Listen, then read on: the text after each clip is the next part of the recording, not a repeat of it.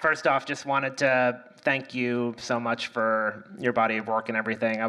We were talking before, and I used to live down the street from you in Cambridge for a few years, and you had your entire filmography in the Cambridge Public Library, and I would go there religiously to watch your whole everything you did. So, and that was really kind of foundational for me in my early 20s, watching all that. So I just wanted to thank you again for everything, just to start.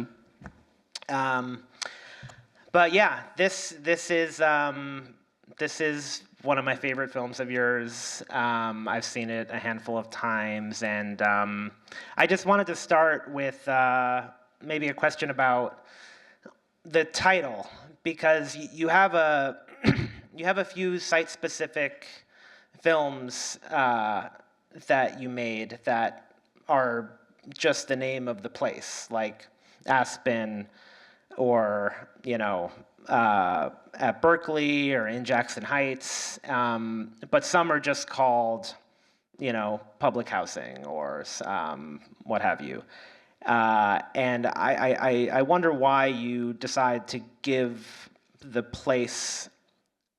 use the name of the place sometimes versus just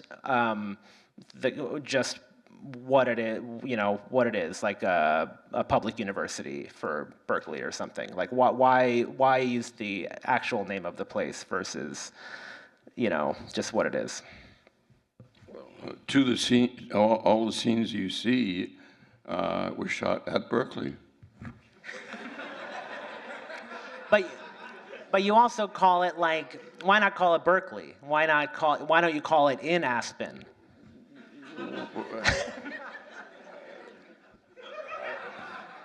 Or, I don't know. Well, actually, I think it's relatively clear why I didn't.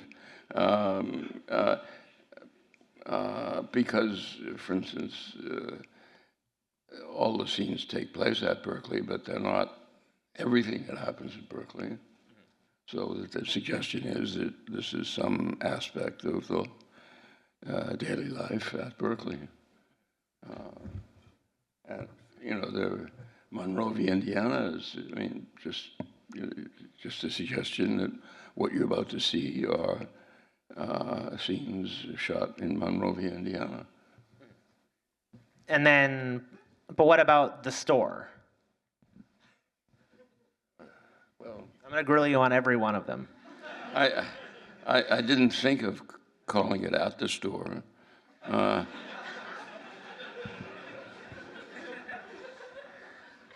Okay. To prepare for this, I actually read that story that they were discussing in the book club, the Flaubert one. Simple Heart. Yeah, Simple Heart. Did you read that? I was familiar with it, yes. Yeah.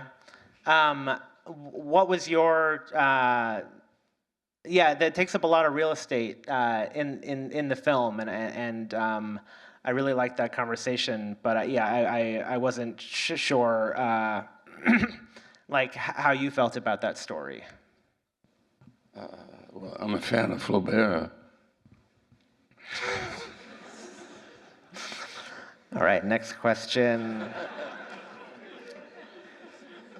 Well, I don't know. I feel like after I watch one of your movies with friends or something, it feels like we have a bit of a book club afterwards where we talk about what the purpose of everything was. And what I like about this movie was... I would have liked to have heard it. I'll record it next time.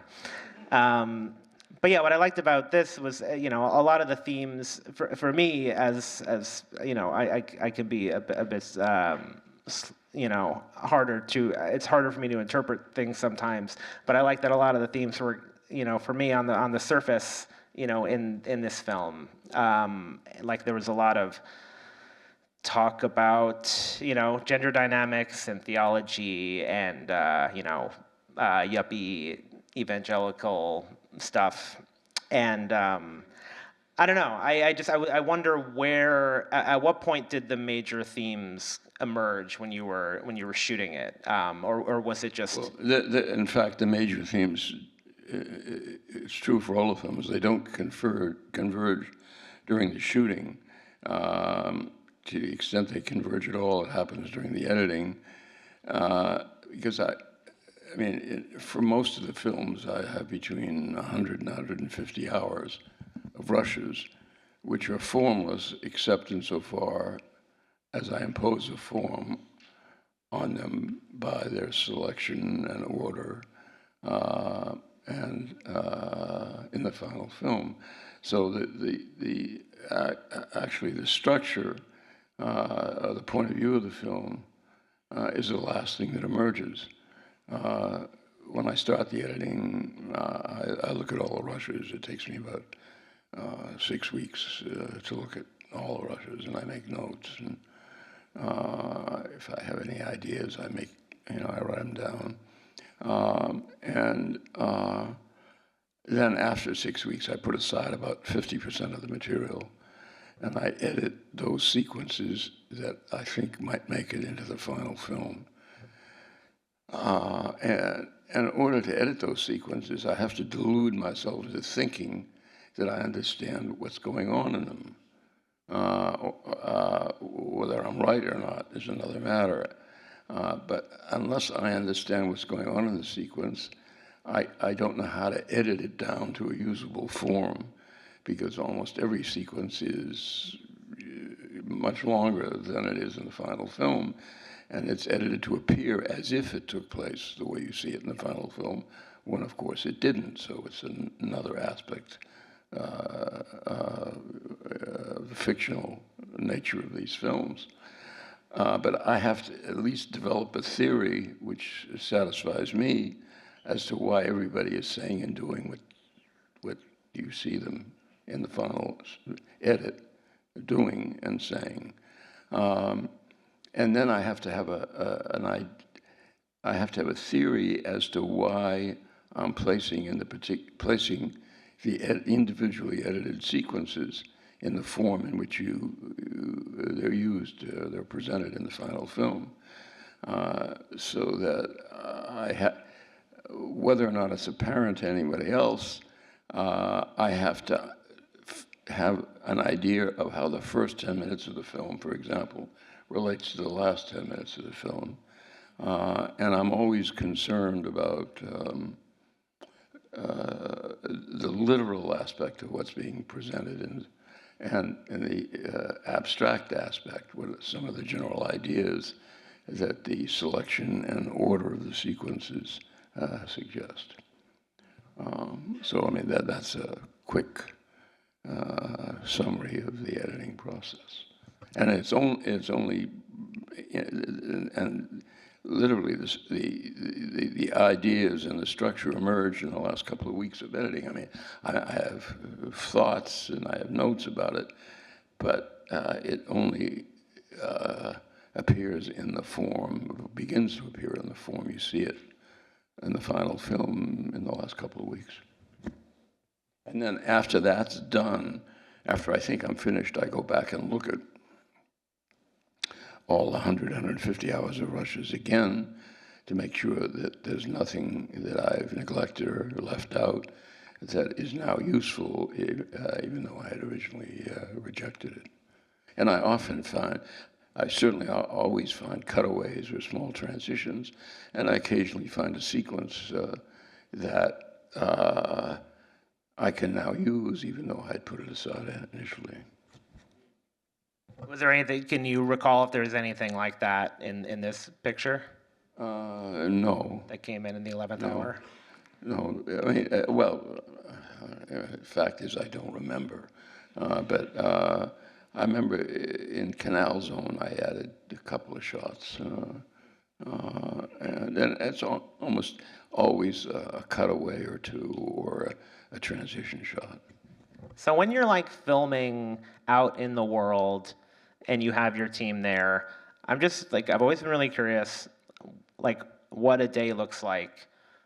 Do you have how many interviews do you, or I mean, not interviews, but how many kind of the set pieces do you have in a day, and how? What do I have?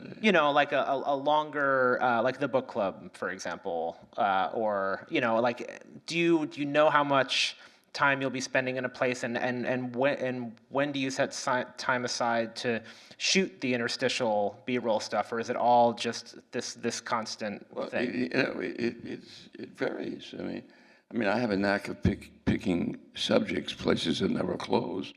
So we often put in 12-hour, 14-hour day shooting. But when we come back and have dinner or something, almost always, unless we're exhausted, watch rushes. Because that's the only way you really know what you've got. I mean, sometimes we watch them at high speed. But, a day, unless the welfare center was only open 8 hours a day. So it was a breeze. But a place like Aspen, should be part of their publicity, but Aspen never closes. Yeah. I actually looked up that one artist that had the realism paintings. And the Pepsi machine, Yeah. the Coke machine. Yeah. I forget her name. I looked her up, but I found her, and her art is. I was trying to buy a piece of hers, but I couldn't find one anywhere. I contacted that gallery. That's not a surprise. Yeah. And I saw that the water fountain painting went up for auction a few years ago and didn't sell. And I don't know where it is now. And I thought that was so heartbreaking. But if I find one, I'll send it to you. But when you I don't know, something like a film like Near Death, where you have these kind of longer moments with the subjects in the environment. I've read in interviews before that the kind of the environment you're shooting in dictates almost the kind of speed of the editor, or almost the kind of cadence in which you shoot. Well, it's not environment. It's not. I understand what you're saying, but it's not quite the word I use. I mean, it's the situations that exist. Yeah, if that's a difference. Okay. And because this felt like a bit one of your kind of worked at a faster clip in this film, and I wasn't sure if that the energy was inspired by what you were saying there. Well, or you don't want to think about that. I'm not quite sure that I understand the question. I mean, that it's okay. I don't understand what I'm saying. There's a difference. There's a difference between shooting a film like Near Death, where sometimes the sequences are somewhat long and sometimes they're very quick, and shooting a film like Aspen. There's a difference between indicating that there's a discussion group in Aspen where they're talking about Flaubert, and you can do that in 90 seconds, and there's a great deal of difference between that and hearing a decent sample of discussion, so you get some sense of the quality of the thought and the level of understanding of a simple heart. Yeah, it was nice watching it now that I understood what they were talking about, but the first time I saw it, it was a little tough. But I mean, how much context do you usually like to give the viewer? Because I feel like there's usually, there's a bit of a tease that you don't always give away the full enchilada, or whatever the phrase is. No, for instance, I mean, it didn't come out that they were talking about Flaubert until a good, I don't know how many minutes into the sequence. And that's the way it was. I wasn't going to change the order. I usually don't change the order in which people discuss things. Fortunately, at some point, somebody mentions Flaubert and somebody mentions A Simple Heart.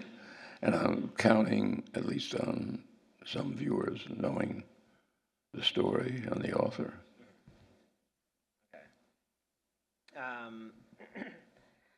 Let me think. You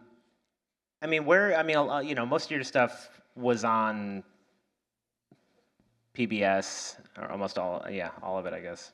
But, I mean, how do you feel like those, I mean, what do you feel like the kind of future is for, you know, if you're, you know, in the business of doing any forecasting here, you know, if you feel hopeful or worried about venues like that for work like yours? I mean, all of my films have been on PBS, and I'm extremely grateful to PBS for showing them. I mean, there have been a couple of foundations that have supported me almost from the beginning. The Ford Foundation has, and Pershing Square Foundation has supported a lot of the films. So I've been extremely lucky in that respect. PBS is in trouble, but PBS, there was something very clever done during the Nixon administration when Nixon threatened PBS. Somebody on the board of CPB suggested that the local stations should include on their boards prominent, wealthy Republican members of the community. And that happened on most of the stations, so that when a president or a group in Congress starts to talk about eliminating public television or national public radio, at least in the past. Well, what's going to happen this time, I have no idea, because I haven't followed the politics on this particular, at the moment, of PBS or public television or radio. But they've been saved by the fact that the local communities have pressured the congressmen who are trying to eliminate it to vote for it. Okay. I think it's more dangerous now on this particular occasion than in the past. Yeah.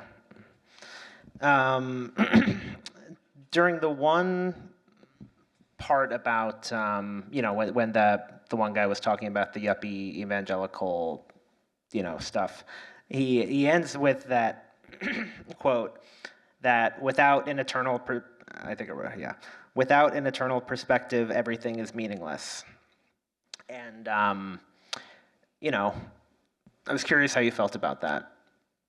Because I feel like, to me, I am, you know, when I document stuff, I'm thinking like very as far ahead as, you know, my brain can think, you know, about how these images might be received in the future.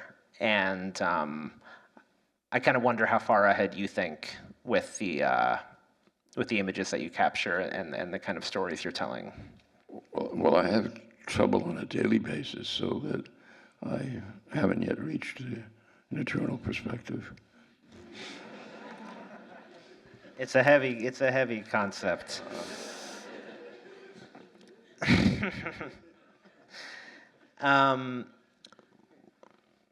When you're out shooting a film, is there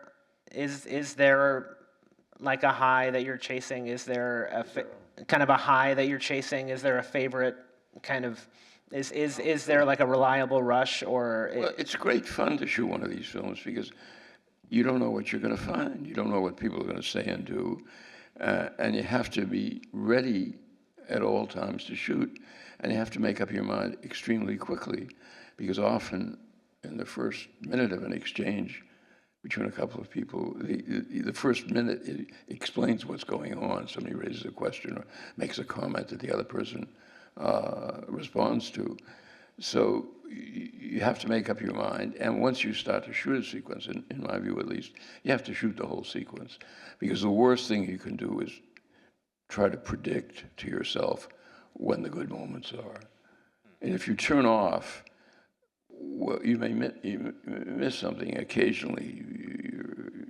The camera, the film, or the sound runs out, but one can cover the other. But once I start to shoot a sequence, I always shoot the whole sequence. What is the whole sequence? Like, what do you consider? Well, I mean, the sequence could be a class of an hour and a half, or it could be a conversation of 3 minutes. And do you overstay your welcome?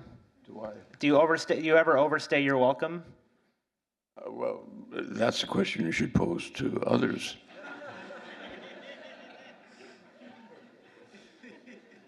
But you think do you think you have a pretty good instinct about when it's time to leave? No, I mean, naturally, I mean, I give you the self-serving answer, no. That's good.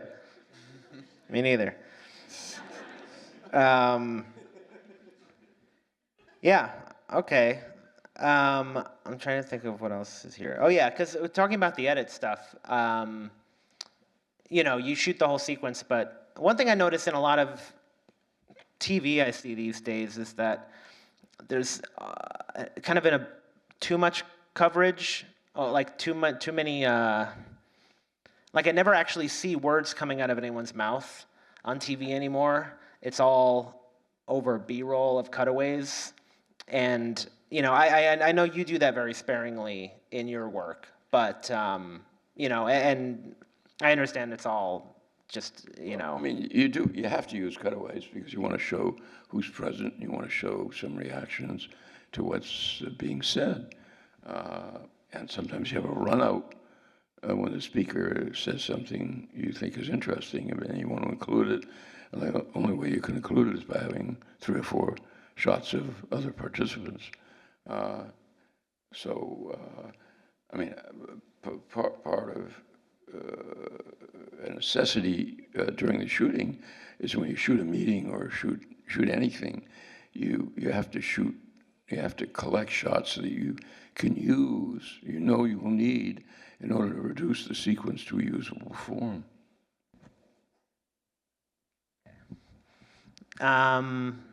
Cool. Well, I think I was curious about maybe opening a. Oh, I had one. Have you seen the movie Candyman? Sorry. Have you seen the movie Candyman?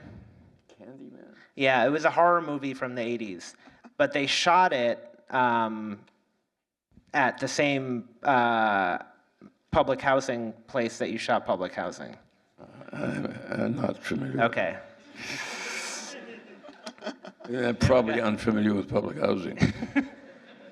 Anyone have a better question? Okay, you in front over here. Yeah. No, they have a mic.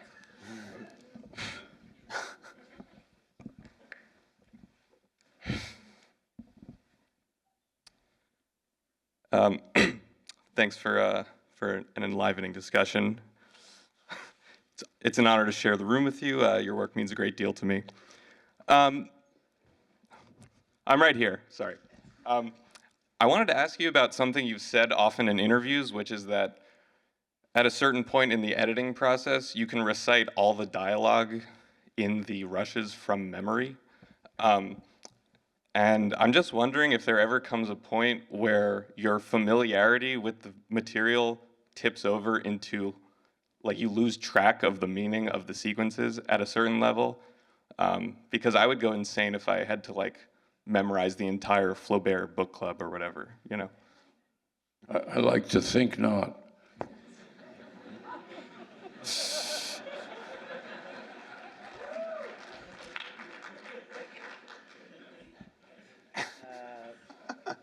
Yeah, it can be tough. It goes back and forth. I don't know. Speaking for myself, yeah. If you become numb and then you become re-energized when you put it in a new shot. You go home and take a shower, have a good nap. Yeah. The man in the hat over there? Yes. Hi, thank you for this film, Mr. Wiseman. Also, longtime admirer. I wanted to ask if you would indulge me another question about public housing. Going back to John's first question about titles, it's about a public housing project in Chicago, the Ida B. Wells houses, and I was wondering why you titled it public housing rather than Ida B. Wells, or calling attention to the particularity of it. Were you trying to show something general or universal about public housing in that film? And is that why you titled it that way? Well, I didn't think if I entitled it Ida B. Wells, there'd be enough people who knew who Ida B. Wells was, unfortunately. And calling it public housing may be pretentious because I don't know that all public housing is like Ida B. Wells, but that's the title that I selected. Okay. Where is there anybody? I'm trying to think. Okay, the guy in the back, in the center in the back, yeah. Or no, sorry, he's like in the middle right here. Yeah. I mean, whatever. I don't know. I can't point. Yeah, sure. That guy. Hi, I was wondering if you could talk about, especially in this film, there's a lot of scenes in like private homes and private spaces. If you could talk about how you work as a producer to actually kind of gain that kind of access and the kind of conversations that happen off screen. I'm sorry, I didn't quite hear that. It was about how you get access to intimate, like, you know, the charades scene, like how you get access to intimate stuff like that as a producer. Yeah, I'll tell you as an audience the truth about that. I've never shared this information before, but my great secret to get access is that I ask.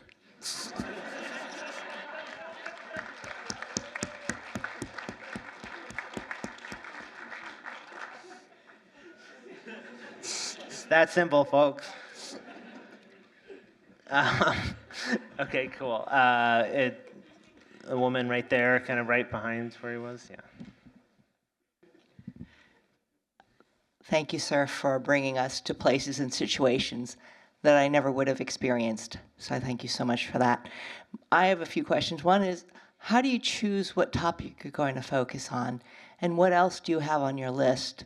And my other question is, with regards to capturing people, you do so intimately, and yet they seem very unself-conscious, as though you weren't there. And I would like to understand the trick to that.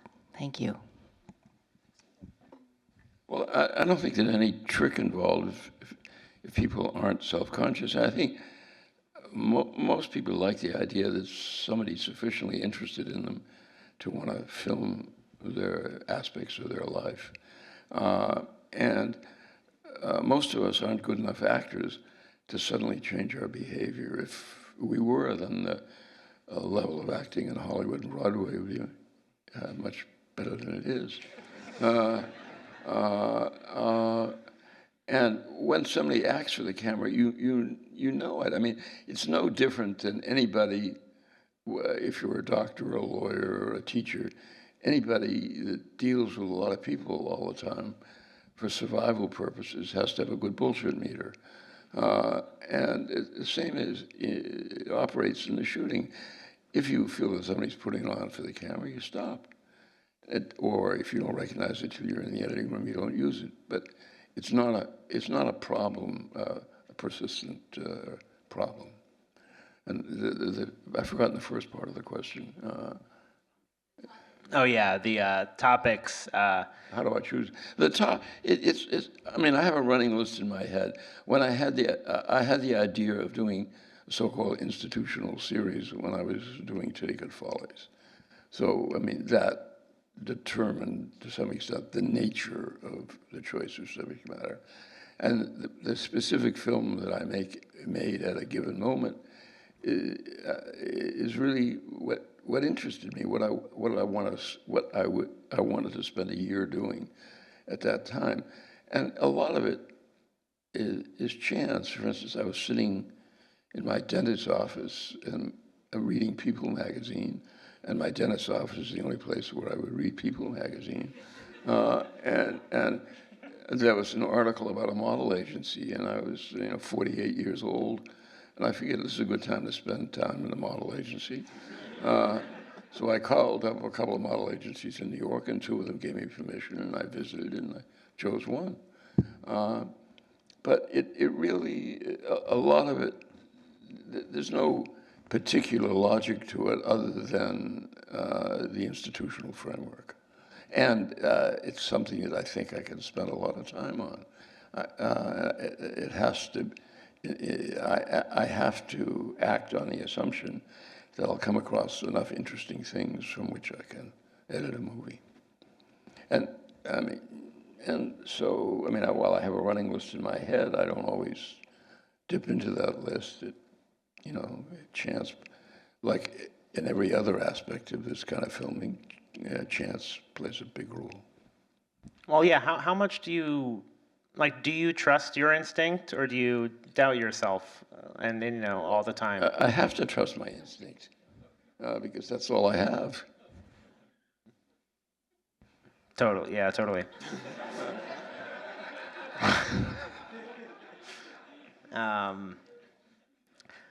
But yeah. Well, which isn't to say they're right.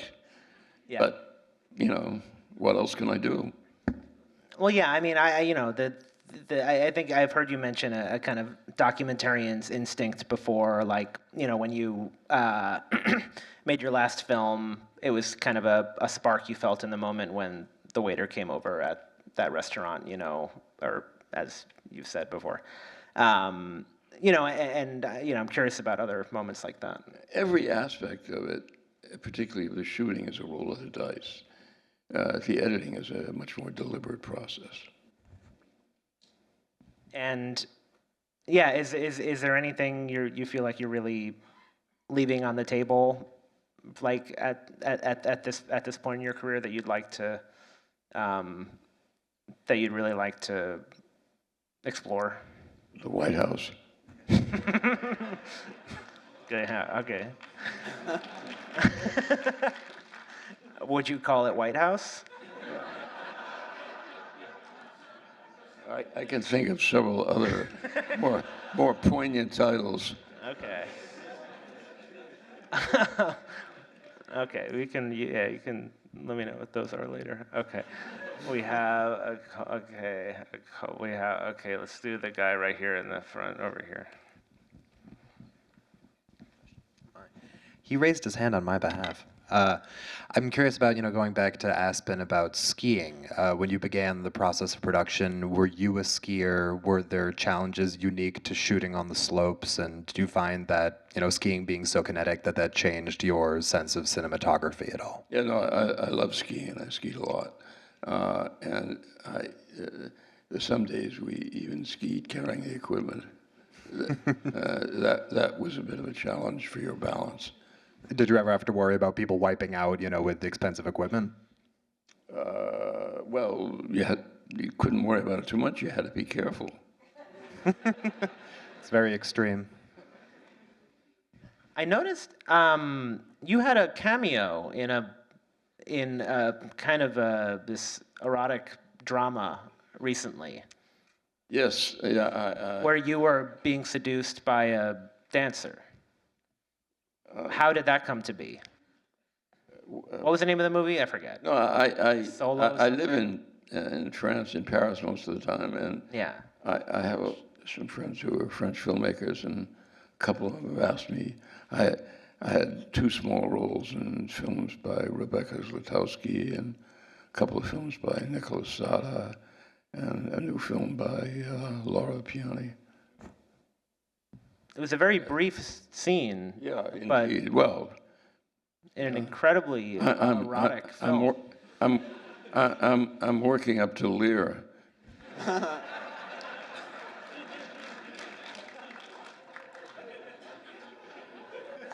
Okay. How much do we have time? Okay, maybe we got one more. Let's do it over here. The guy with the glasses right there.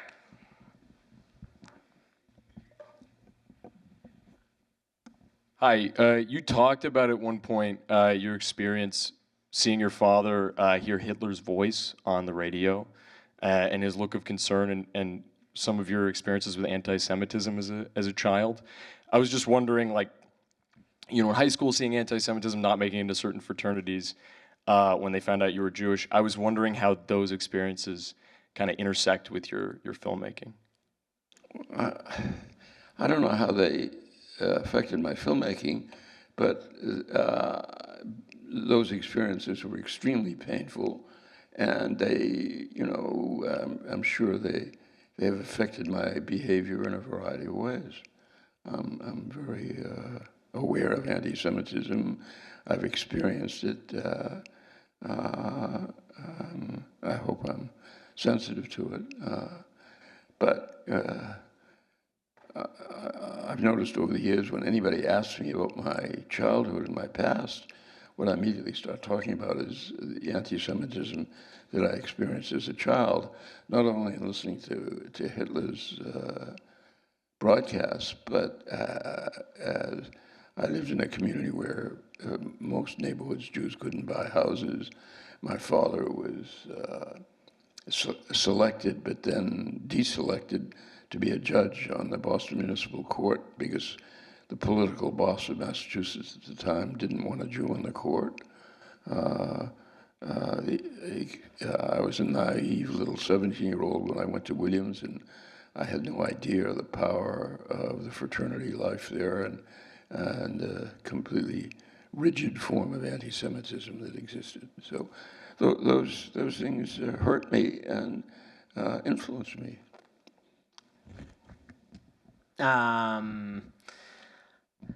Yeah.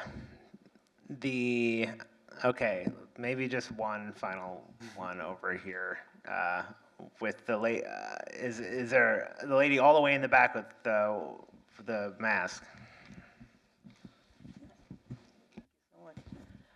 Hello, Mr. Weissman. Last year, my husband and I completed watching all of your films, which I recommend to any living human being.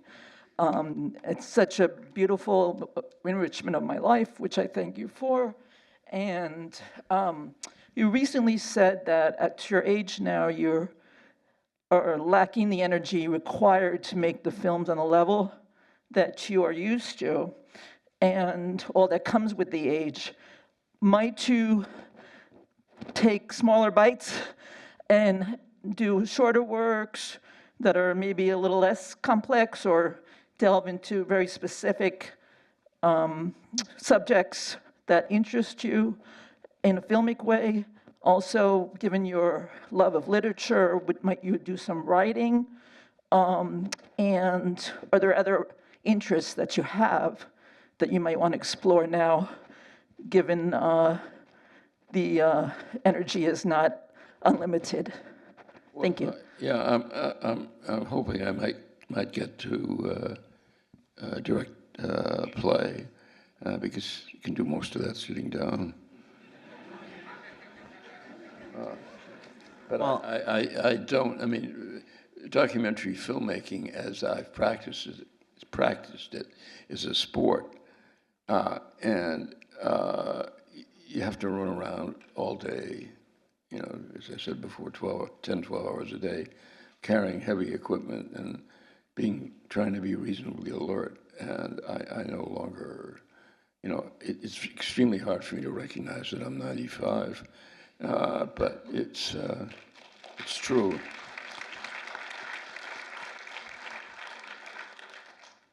Well, I'm really glad that we could sit together here, and I think I'll speak for everyone for thanking you for bringing us all together, both this evening and through your films in general. So thank you, Fred. Thank you. Thank you. Thank you. Thank you.